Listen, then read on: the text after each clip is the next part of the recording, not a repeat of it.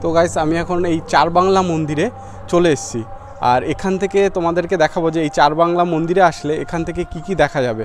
So অনেক কিছুই দেখার আছে, অনেক মন্দির টন্দির এরকম অনেক কিছুই আছে, তো সব কিছুই তোমাদের দেখাবো। এখানে দেখতে পাচ্ছি অনেক পুরনো সব মন্দির। এই যে মন্দিরটা আছে বড়নগর রামকৃষ্ণ সংঘ আদ্যা মন্দির, রামকৃষ্ণ পরমহংসদেব, স্বামী বিবেকানন্দ, মা শারদা দেবী এদের ফটো রয়েছে এখানে। এখানে এই দুটো এরকম পুরনো মন্দির রয়েছে, এখানে এই একটা পুরনো মন্দির, আর এই পাশে এইখানে আরেকটা এরকম পুরনো মন্দির রয়েছে। এখানে একটা মন্দির এখানে দেখতে পাচ্ছি, শ্রী শ্রী মদন মোহন বিগ্রহ, শ্রী শ্রী রাজরাজেশ্বরী দেবী মন্দির, আর শ্রী শ্রী জয় দুর্গা দেবী ও শ্রী শ্রী করুণাময়ী দেবী। শ্রী শ্রী রাজরাজেশ্বরী মন্দির সংস্কারের কাজ চলছে। এই মন্দিরটা অনেক পুরনো মন্দির, আর এই মন্দিরের ভিতরে অ্যাকচুয়ালি কিছু নেই, শুধুমাত্র এই ধ্বংসাবশেষ এরকম রয়েছে। এখানে যে মন্দিরটা রয়েছে এই মন্দিরটা এখানে লেখা আছে মন্দিরে জুতো পরে প্রবেশ নিষেধ। তো জুতো খুলে রাখলাম, আর এখানে আস্তে আস্তে ঢুকছি। এখানে দেখবো যে এখানে কী আছে। এখানে নিত্য পুজোর যে সময়সূচি এখানে দেওয়া আছে, সকাল 7 ঘটিকায় দেবী মায়ের জাগরণ, সকাল 10 ঘটিকায় দেবী মায়ের পূজা অর্চনা, দুপুর 1 ঘটিকায় দেবী মায়ের ভোগান্ন নিবেদন, সন্ধ্যা 6টা ও 7 ঘটিকায় দেবী মায়ের সন্ধ্যারতি। এটা নিত্য পূজা এখানে হয়ে থাকে। যে পরিষদ রয়েছে তাদের নাম দেওয়া আছে এখানে। একটা দেখতে পাচ্ছি এখানে পদ্ম ফুল রয়েছে। এখানে হচ্ছে মন্দিরের গেট, এখান দিয়ে ভিতরে ঢুকতে হবে। এটা মানে 300 বছর পুরনো। 300 বছর পুরনো। আচ্ছা, রানী মার প্রতিষ্ঠা করা, রানী ভবানী মায়ের প্রতিষ্ঠা করা। আচ্ছা, তো এই পাশে যে মন্দিরটা, এই মন্দিরটা কি পরে আবার সমস্ত জিনিসই রানী ভবানীর তৈরি করা, কিছু সরকার নিয়ে নিয়েছে। আচ্ছা, এটা সরকার নেয়নি। এটা সরকার নেয়নি, এটা মধ্যে ভোগ হয়। আচ্ছা। আর এটা বললেন যে এই মূর্তিটা নাকি চুরি হয়ে গেছে, সেটা কি প্রায় 20 বছর পর্যন্ত প্রায় থানাতে ছিল, লালবাগ থানায়। আচ্ছা, তারপরে এখান থেকে জিয়াগঞ্জ আনা হচ্ছে, জিয়াগঞ্জ থেকে আমাদের আবার এখানে 13 সালে পুনঃপ্রতিষ্ঠা করা হয়েছে। চুরিটা 3বারই পাওয়া গেছে। 3বার চুরি হয়েছে। মানে এটা কি জায়গা রাস্তাঘাট ছিল না, কোনোদিন কোনোবার পুকুরে পাওয়া গেছে। আচ্ছা, সময় হয়তো ট্রেনিং, মানে মাকে নিয়ে কেউ রাখতে পারে। আর এখানে কি প্রত্যেকদিন পুজো হয়? প্রত্যেকদিন ভোগ হয়। আচ্ছা, সকালবেলা ফল মিষ্টি দিয়ে পুজো হয়। আচ্ছা, দুপুরবেলা ভোগ হয় 12:30। আচ্ছা। 26 তারিখে আরেকজন। এই যে এখানে যা আছে সবই মানে ভক্তদেরই দেওয়া। পুজো আর্চা আপনি পুজো অর্চনা জোগাড় টোগাড় সব আপনি সঙ্গে সমস্ত আমার। পুরোহিত কখন আসে? পুরোহিত সকালবেলা আসে, 10টা থেকে 10:30টার মধ্যে আসে। এখানে টুকটুকিওয়ালাকে বললেই হবে যে রাজরাজেশ্বরী মন্দিরে যাবো। আচ্ছা, এখানে মানে অনেক দূর পর্যন্ত এটা ছড়ে গেছে। এখানে আরেকটা এরকম মন্দির রয়েছে, এটাও অনেক পুরনো মন্দির, আর এটা ভবানীশ্বর মন্দির। এখানে লেখা আছে ভবানীশ্বর মন্দির। এটা 1765 না 55 ঠিক বোঝা যাচ্ছে না, তখন এই মন্দিরটা প্রতিষ্ঠিত হয়েছে। নাটোরের রানী ভবানী এই মন্দিরের কাজ 18তম শতাব্দীতে সম্পন্ন করেন। এখানে মন্দিরের ধ্বংসাবশেষ দেখতে পাচ্ছি, চার বাংলা মন্দিরের। এখানে দেখতে পাচ্ছি অনেক পুরনো কাঠামো রয়েছে, অনেক পুরনো কাঠামো, পুরনো ইট দিয়ে এরকম ধ্বংসাবশেষের মতো এখানে হয়ে রয়েছে। এভাবে গুটে দেওয়া হয়েছে এই চার বাংলা মন্দিরের গায়ে। এই মন্দিরটি আর্কোলজিক্যাল সার্ভে অব ইন্ডিয়া কর্তৃক সংরক্ষিত। বারবার গঙ্গার গতিপথ পরিবর্তন এই ঐতিহ্যবাহী মন্দিরটির অস্তিত্বকে হুমকির সম্মুখীন করেছে। আগে গঙ্গা নদী এই মন্দিরটির অনেকটা দূরে প্রবাহিত হতো, কিন্তু এখন সেটা মাত্র কয়েক গজ দূরে এসে দাঁড়িয়েছে। এখন এই মন্দিরটি সংস্কারের কাজ চলছে, খুব তাড়াতাড়ি হয়তো এই মন্দিরের জৌলুস আবার পুনরায় ফিরে আসবে। মুর্শিদাবাদ ঘুরতে আসা দর্শনার্থী তাদের ঘোরার তালিকায় এই চার বাংলা মন্দিরও রাখবে। এই মন্দিরের পুনর্নির্মাণ চলছে। এইখানে সত্যি খুব সুন্দর একটা ভিউ এখান থেকে পাওয়া যাচ্ছে, তোমরা দেখতে পাচ্ছ, খুব সুন্দর লাগছে এই জায়গাটা। এখানে এই যে দূরে জেলেরা মাছ ধরছে, এই পাশে এই যে ডিঙি নৌকায় এখানে মাছ ধরছে, আর এখানের দৃশ্য খুবই মনোরম, খুব মানে সুন্দর লাগছে এই জায়গাটা। আর এখানে এই যে মন্দিরের পুনর্নির্মাণের কাজ চলছে, চার বাংলা মন্দিরের পুনর্নির্মাণ হচ্ছে। এই যে একটা মন্দির, এটাও পুনর্নির্মাণ হবে। এখানে একটা মূর্তি দেখতে পাচ্ছি। এখানে এই মন্দিরের গায়ে একটা এরকম বিগ্রহ রয়েছে, একটা মূর্তি রয়েছে। এই যে চার বাংলা মন্দির, 4টে মন্দির এখানে। তো এইখানে যেহেতু পুনর্নির্মাণ হচ্ছে তার জন্য এখানে প্রবেশ করা যাবে না ভিতরে, তবে বাইরে থেকে দেখা যাচ্ছে। আমি এখন এমন একটা জায়গায় আছি যেখানে মুর্শিদাবাদের যে ঐতিহাসিক স্থানগুলো রয়েছে সেই স্থানগুলোর মধ্যেই অন্যতম আরেকটা স্থান, যেটা কিনা ধ্বংস হয়ে গেছে, গঙ্গার গভীর জলে তলিয়ে গেছে। সেই প্রাসাদ যেটা কিনা সিরাজউদ্দৌলা যে প্রাসাদে থাকতেন, হিরাজিল প্রাসাদ, সেই প্রাসাদটা যেখানে ছিল সেই প্রাসাদেরই কাছে আমি এখন দাঁড়িয়ে আছি। এখানে একটা মনুমেন্ট রয়েছে, তোমাদেরকে দেখাবো এখানে কি কি আছে। এখানে একটা এরকম মাইল ফলকটা করা হয়েছে নতুন। এখানে লেখা আছে নবাব মনসুর উল মুলক মির্জা মোহাম্মদ শাহ কুলি খান সিরাজউদ্দৌলা হায়বত জং বাহাদুর এবং পলাশী যুদ্ধের সমস্ত শহীদদের শ্রদ্ধা জানিয়ে হিরাজিল প্রাসাদ সংরক্ষণের দাবিতে হিরাজিল শহীদ মিনারের ভিত্তিপ্রস্তর স্থাপিত হলো। তো এখানে এরকম একটা পার্কের মতো করা আছে। এখানে কিছু লেখাও আছে। এখানে লেখা আছে কি নবাব সিরাজউদ্দৌলা এবং কবি রামপ্রসাদ সেন।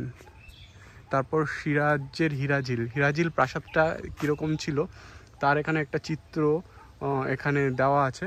হিরাজিলের অবস্থান ও হিরাজিল নিয়ে মন্তব্য। এখানে হিরাজিলের প্রাসাদটা কোথায় ছিল তার অবস্থানটা এখানে দেওয়া আছে গাছের সঙ্গে। এরকম একটা এখানে সিরাজ বলে লেখা আছে, পাশে যেরকম সিরাজ লেখা আছে, আর এখানে লেখা আছে উদ্যান, মানে এটা সিরাজ উদ্যান। হিরাজিল শহীদ মিনার, ইতিহাসে গরমিল জেগে ওঠো হিরাজিল, ভবিষ্যৎ পরিকল্পনা, মানে এরকম করেই এই জায়গাটায় করা হবে। চলে গেছে গঙ্গার, হ্যাঁ অতীতটা তো চলে গেছে, এখন যতটুকু আছে সেগুলো যদি সংরক্ষণ করা যায়। সিরাজউদ্দৌলা থাকতো ওখানে, মানে এটাই সব থেকে বড় জিনিস যে এরকম কোনো প্রাসাদ নেই কিন্তু মুর্শিদাবাদে যেখানে সিরাজউদ্দৌলার থাকতেন বা সিরাজউদ্দৌলা তৈরি করা। আচ্ছা এখান থেকে মোটামুটি সব এই যে এটা, আচ্ছা আচ্ছা আচ্ছা, এই যে এইটাই হিরাজিল। আচ্ছা হ্যাঁ, সংরক্ষণের এইগুলো এটাই চেষ্টা করতে হবে। এটা যদি কিছুটা একটু খুঁড়ে যদি আরো করা যায় তাহলে কিছুটা তো বেরোবে, কিছুটা বেরোবে এবং সেটা দেখেও পরবর্তী প্রজন্ম আশ্বস্ত হবে। মানে তখনকার যে মানে গঠন প্রণালীটা একদম সম্পূর্ণ এখনকার থেকে আলাদাই, ভাবনাটাই আলাদা। আচ্ছা এইভাবে এটা তৈরি হয়েছিল। আচ্ছা আচ্ছা, আরো সব নিচে মানে মাটি পড়ে বন্যার জল, এখানে জল তো গঙ্গার উঠে যায়, দিয়ে সেই পলি পড়ে এটা অনেক ভর্তি হয়ে গেছে। নাহলে আরো নিচে সব আছে, মানে যাতায়াত ব্যবসা ওঠা করার জন্য এই জায়গাটা একটা ছিল, তো ওটা নদী গর্ভে তো চলে গেছে। আচ্ছা এই যে একটা এইখানে একটা অংশ দেখতে পাচ্ছি, হ্যাঁ হ্যাঁ হ্যাঁ, এটাই কি ছিল একটা বিরাট রকমের, আচ্ছা বিরাট রকমের একটা ইয়ে ছিল। তার উপরে ওখানে ছিল প্রাসাদও ছিল, আচ্ছা আচ্ছা, ঘর ছিল। আপনি দেখেছেন? না, অনেক দিন আগে। আচ্ছা, মানে তাও আপনি তো এখানে যেহেতু আপনার বাড়ি, তো আপনি সেসব দিক কিরকম অবস্থায় দেখেছেন? আমি দেখেছি এইখানে একটা যে মেঝে টাইপের নিচের যে অংশটা, সেই অংশটাই আমরা এখানে দেখতে পেয়েছি। ওটা একদম গঙ্গার মধ্যেই, ওটা তো ভেঙে চলে গেছে। আর কিছু অংশ ওই যে ওইটুকুটা দেখা যাচ্ছে, এরকম ভাবে ওটা ছিল, একদম কংক্রিট ভাবে ওইটা করা হয়েছিল। কিন্তু এখন ওটা ভেঙে যাওয়ার ফলে আর ওটা আমরা, আর জলটা চালু হওয়ার জন্য আর ওটার কিছুই দেখা যাচ্ছে। হ্যাঁ, আরো এখানে পলি পড়েছে, তারপর অনেক ভাঙন হয়েছে, মানে ভেঙে এপাশে ভেঙে তো তাহলে এপাশের থেকে আবার ওপাশে চলে যাবে। ভেঙে ওটা বসে গেছে যেহেতু ভারী জিনিস, এই জন্য এখনো রয়েছে এখানে। হ্যাঁ, এখনো ওটা জলটা কমে গেলে দেখা যাবে সেই জিনিসগুলো। আচ্ছা, এখনো দেখতে পাওয়া যাবে। এই যে গাছগুলো এখানে আটকে আছে, শ্যাওলাগুলো আটকে আছে, এটা কি ওই প্রাসাদেরই? হ্যাঁ হ্যাঁ হ্যাঁ হ্যাঁ, ওরই কোনো অংশ আটকে গেছে, কি ওরা আটকে আছে ওখানে। মানে এই জিনিসটা খুব তাড়াতাড়ি এটা সংরক্ষণের দরকার। এখন নদীতে যে বাঁধার কাজ চলছে, যে ভেঙে চলে আসছিল, সেটা কাজ আরম্ভ হয়েছে। এখনো এদিকে আসতে প্রায় মিটার 200 মিটার মতো আচ্ছা বাকি আছে, ওই যে ও পাশ থেকে দেখা যাচ্ছে। ওখানে বাঁধের কাজ শুরু হয়েছে। তারপরে এই পর্যন্ত এসেছে। এখন এইটা হয়তো দিন 15-20 মিনিটের মধ্যে আদৌ এটা এগিয়ে আসবে। এগিয়ে এসে এখন কত দূর এটা ফিরে উঠে যায় কি সেই দিনের জিনিস, তারপরে কি ঘটনা ঘটলো, তারপরে কি ঘটনা আজকে কি জায়গায় এসে এখন এই আমরা এই যে স্মৃতিগুলো, এইগুলো যদি এখন সংরক্ষণ না করা হয়, পরবর্তী প্রজন্ম কিচ্ছুই বুঝতে পারবে না যে অতীত কি ছিল। চিন্তা করলে মানে এখনো গায়ে কাটা দেবে যে এই মুর্শিদাবাদ যখন নবাবদের আমল ছিল কিরকম ছিল। যারা মানে খুব অনুভব করতে ভালোবাসে তারাই বুঝবে যে করবেন যে হ্যাঁ এখানে ছিল অংশ, কিছু কিছু জিনিস দেখে তারা ভাববে যে না জানি। এই যে এখান দিয়ে টোটো নিয়ে আসলাম, টোটোতে করে আসছিলাম এখানে, যে কোনো মানে এখানে আশেপাশে বাড়িতে দেখছি ওই সরু সরু যে ইটগুলো, ওই ইটগুলো দেখ চোখে চিনি নিয়ে গিয়ে মানে তারা তো বোঝে না যে এই যে ইতিহাসটা কি জিনিস, তো তারা ওই করেছে এখন ওইভাবে তারা গেঁথে বলাই যাবে। এবং সরকার এবং সাধারণ মানুষদের এগিয়ে আসতে হবে যে এই স্মৃতি রক্ষা, যে সিরাজউদ্দৌলা স্মৃতি রক্ষা যে কমিটি আছে তারা যেরকম এগিয়ে এসছে সবাইকে এগিয়ে আসতে হবে। এখানে এই যে এখন পাবলিক তো এটাকে ফুলফিল করা সম্ভব নয়। না পাবলিকের পক্ষে সরকার এটা হ্যাঁ সরকার হ্যাঁ অবশ্যই। আর যত কিছু সংরক্ষণ থাকলে তো সরকারের আন্ডারেই থাকে। একদম পাবলিক এটা সংরক্ষণ করে রাখা, পাবলিক অত সময়ও নেই পাবলিকের, আর অত চিন্তা ভাবনাও পাবলিক হয়তো হ্যাঁ পাবলিক কিছু হয়তো কন্ট্রিবিউশন করতে পারে, কিন্তু সম্পূর্ণ উদ্যোগ সরকারের তরফ থেকেই নিতে হবে, না হলে এই কাজটা হবে না। না হলে একটা নদীর এইখানে এতটা খুললে তো এই যে এখানে এই যে ইটগুলো বেরিয়ে গেছে কতটা, এটা তো সাধারণ লোকের কাজ নয়, এটা অনেক সময় সাপেক্ষ ব্যাপার। এইখানটা খুঁড়তে হবে, খুঁড়ে এই যে ওইখানে যদি ওইটা জিনিস দেখা যায় তাহলে এর নিচে মাটি পড়েছে, বন্যার জলে মাটি পড়েছে, বন্যা মানে অতদিন থেকে এখানে মাটি পড়ে পড়ে এর নিচে কতটা নিচে যে মানে বাঁধানো আছে, সান বাঁধানো আছে, এটা বলা মুশকিল। এটা খুললে তখনই বোঝা যাবে। আর এই জায়গাটা সাধারণ মানুষ খোঁড়ারও অধিকার নেই, কারণ সে তো ক্ষতি সাধনও করতে পারে। কোনো ব্যাপার নাই, সেটাই মানুষ খুঁড়তে পারে, কিন্তু ওটা খোঁড়া তাদের উচিত না, কারণ যে সেই মতো, কারণ এইটা যখন নবাবের ব্যাপার যে কোথায় কি আছে, কোথায় কি রাখা আছে, এটা প্রত্নতত্ত্ববিদ যারা আছে তারাই খুব ভালোভাবে বুঝতে পারবে, এবং এখান থেকে অনেক স্মৃতির অনেক কিছু বেরোতে পারে এখান থেকে। ব্যাপার আছে। দেখুন না, ওই যে দেওয়ালগুলো করেছে, দেওয়ালের মানে যে ডিজাইনগুলো, সেই ডিজাইনগুলো যদি ওইভাবে হয় তাহলে তার নিচে যে আরো কি আছে না আছে বলা হয়। কারণ তার নিচে এই জায়গায় এই যে জলের নিচে একদম বিরাট রকমের এরকম ভাবে একটা চাতাল, এবং সেটা ওই ইট দিয়ে পুরোটা ইট দিয়ে গাঁথা। তাহলে সেটা যদি অত দূর নিয়ে থাকতে পারে তাহলে এটা আরো কত দূরে গিয়ে একদম ছিল, বুঝলেন, আরো অনেক দূর ছিল, কিন্তু নদী আস্তে আস্তে গ্রাস করতে এটা হয়েছে। থ্যাংক ইউ, আপনার সাথে কথা বলে খুব ভালো লাগলো। এখানে আপনি থাকেন, আপনি এত কিছু শেয়ার করলেন আপনার অভিজ্ঞতা। এখান থেকে আমরাও খুব একটা বেশি মানে সংগ্রহ করতে এই কারণেই পারিনি যে এই যে বইপত্রগুলো, সেই বইপত্রগুলো খুব বেশি আমি কালেকশন করতে পারিনি, পড়াশোনাও করতে পারিনি, এই জন্যই, নাহলে আরো ইতিহাস জানা যায়। একদম এখন আমি লাইব্রেরিতে করলাম, কিন্তু আমি এই লালবাগ লাইব্রেরিতে কালেকশন করতে পারলাম না, মানে নেই ওরকম কিছু, কোনো বই নেই যে এই সম্পর্কে কিছু যে লেখা, তার থেকে যে কিছু ইনফরমেশন পাওয়া যাবে সেটা নেই। এই জিনিসটা তাহলে ইতিহাসের থেকে হাত পড়ারই উপক্রম, হ্যাঁ হ্যাঁ হ্যাঁ হ্যাঁ হ্যাঁ, ইতিহাসিক ঘটনার সঙ্গে জড়িত আছে। কিন্তু শুধু আমরা জানি কি ইতিহাসে লেখা আছে হিরাজিল প্রাসাদ।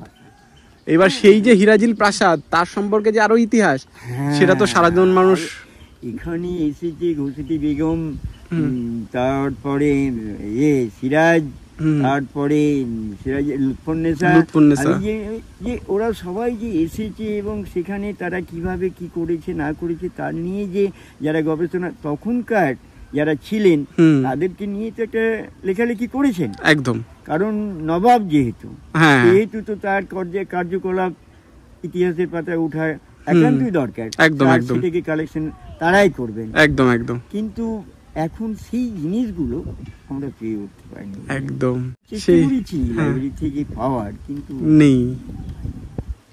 এই জিনিসগুলো, এই ইতিহাসগুলো অবশ্যই কোথাও না কোথাও আছে, কিন্তু কোথাও না কোথাও ওই রকম বই আছে, কিন্তু হয়তো সেটার সংকলন খুবই সীমিত, মানে সেই জায়গাটাই খুঁজে হয়তো পাওয়া যাচ্ছে না। কেউ হয়তো সেই মতো ভাবে ধরুন ওই কপি, ধরুন 1 কপি বা 2 কপি আছে, কোন লাইব্রেরিতে আছে, কোথায় আছে। আমার মনে হয় এখন নবাবের যখন এইটাই মানে প্যালেস, নবাব প্যালেসে ওখানেও তো আছে, ওদের একটা লাইব্রেরি আছে, কিন্তু নেই, হিরাজিল প্রাসাদ সম্পর্কিত কোনো বই নেই সেই মতো। এই ধরুন আমাদেরও সব অজানাই থেকে যাচ্ছে। আপনার সাথে কথা বলে খুব ভালো লাগলো। আপনি এত সুন্দর একটা শান্তিনিকেতনের মতো জায়গায় এরকম পড়াচ্ছেন, আর এই জায়গায় সত্যি একটা মনোরম দৃশ্য।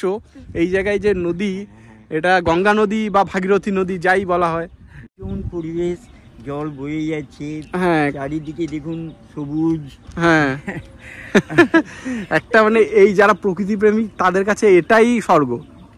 আপনি ভাবুন যে ওই এখন বর্তমানে যে বিখ্যাত সিঙ্গার অরিজিৎ সিং, সে কিন্তু এখনো এখানেই থেকে গেছে। সে কিন্তু চাইলে কিন্তু যেতে পারতো, কলকাতায় থাকতে পারতো, মুম্বাই থাকতে পারতো, দিল্লি, তার তো টাকার অভাব নেই। এখানে কেন থেকেছে, তার এই প্রকৃতির এই সৌন্দর্য দেখলেই বোঝা যায় যে কিসের টানে সে আছে। আপনার এখানেই বাড়ি, পাশেই বাড়ি। আপনার বাড়িতে কে কে আছেন? আমার বাড়িতে আছে এখন বাবা মা তো মারা গেছেন, দাদা, আমরা 6 ভাই, 6 ভাইয়ের মধ্যে 2 দাদা মারা গেছেন, আমরা 4 ভাই, 4 ভাইয়ের মধ্যে 3টে ভাইয়ের সংসার হয়েছে। আচ্ছা, আমি ধরুন চাকরিও মানে পেয়েছিলাম ওই রেলের, আচ্ছা, স্টেশন মাস্টারের। আচ্ছা, আমি সেটাও ছেড়ে দিলেন।